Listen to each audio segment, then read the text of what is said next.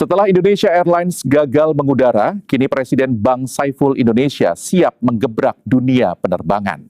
Presiden Bank Saiful Indonesia, Abuya Darul Aman, kembali membuat gebrakan besar di dunia penerbangan internasional dengan membuka kantor resmi Saiful Airways di Berlin, Jerman, setelah berhasil mengantongi izin dari pihak Uni Eropa.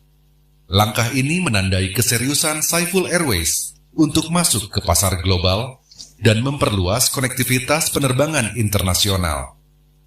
Penerbangan perdana rute Berlin-Aceh dijadwalkan akan dimulai bulan depan, yang diharapkan mampu mempererat hubungan ekonomi dan budaya antara Eropa dan Aceh.